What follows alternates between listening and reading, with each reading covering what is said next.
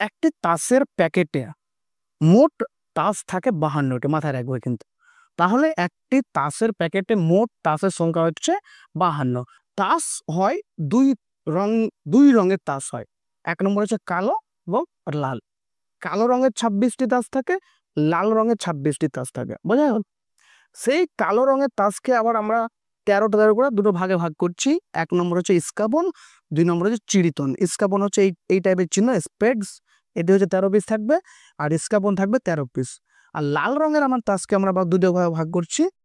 এক নম্বর হচ্ছে রুইতন আর হরতন। রুইতনের চিহ্নটা ডায়মন্ডের মতো, হরতনের চিহ্নটা হার্টের মতো, ঠিক আছে? এটা হচ্ছে 13 পিস, এটাও 13 পিস। টেক্কা, এক যেটা বলছি আমরা সেটাকে টেক্কা বলছি, ঠিক আছে? টেক্কা থাকবে 4 পিস। তারপরে যে চিহ্ন দিয়ে, ইংলিশ অর যে, ক্যাপিটাল যে, এটাকে বলা হয় গোলাম। কে দিয়ে এটা কিং বলা হয়, সাহেব। আর কিউ দিয়ে হচ্ছে কুইন বা বিবি।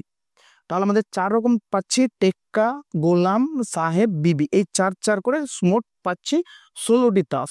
এই 16টি তাস একটা স্পেশাল নাম আছে, সেটাকে বলা হয় অনার্স কার্ড। টেক্কা বাদ দিয়ে গোলাম, সাহেব, বিবি, 4 4 4, মোট 12টি। এই 12টি তাসকে একসঙ্গে বলা হয় ফেস কার্ড।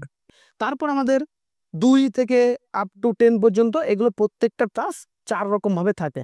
হরতনের 2-1টা, চিড়িতনের 2-1টা, রুইতনের 2-1টা, আর ইস্কাবনের 2-1টা।